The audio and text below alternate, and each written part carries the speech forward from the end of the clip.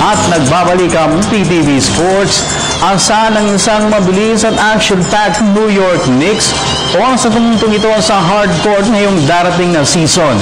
Ito ang tiniyak ni Knicks President Phil Jackson matapos sila makuha si former league MVP Derrick Rose sa isang multi-player deal.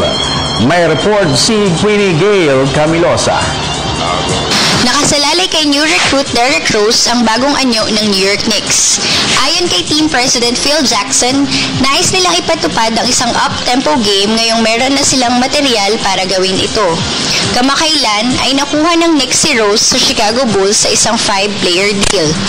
Makakasama ni Rose sa revamped Knicks roster sina mainstays Carmelo Anthony at sophomore Kristaps Porzingis. We sat with Steve and I sat for a while and talked about this.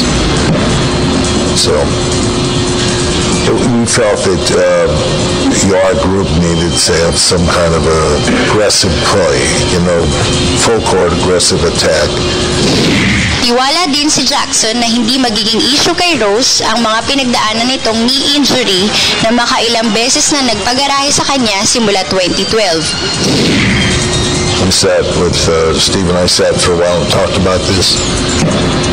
So we felt that our group needed to have some kind of aggressive play, full court aggressive attack, and this is one of the ways we can get it done.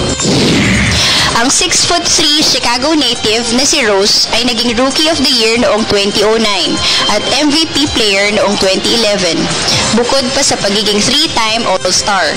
Para sa PTV Sports, Queenie Gail Camilosa, Philippine Broadcasting Service. Sa NBA, muling masisilayan ang mga fans sa Houston Rockets uniform si scoring machine James Harden matapos itong muling makipagkasundo sa koponan. Isang 4-year, $118.1 million contract ang pinirmahan ni Harden noong Sabado.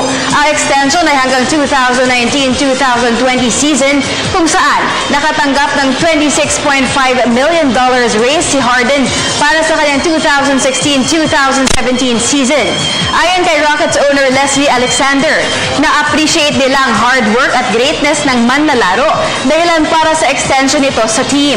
Nag-average ng 29 points at 7.5 assists sa 38 minutes na paglalaro si Harden sa last season. Samantala, ipinakilala rin ng Rockets sina free agent at New Orleans Pelicans players Ryan Anderson at Eric Gordon bilang bagong members ng team. At dudituin po natin ang ating update sa report ni Aaron Bayato ng Sports Radio 918. Sa tennis, tinanghal na kampiyon sa 2016 Wimbledon's men's singles si Andy Murray, habang kampiyon naman ng women's singles si Serena Williams. Tinalo ni Murray si Milos Raonic 6-4, 7-6, 7-6 para iuwi ang kanyang ikalawang tropeyo sa paglalaro sa All England Club at kanyang third overall Grand Slam title. Mag-subscribe na sa PTV YouTube channel. I-click lang ang subscribe button.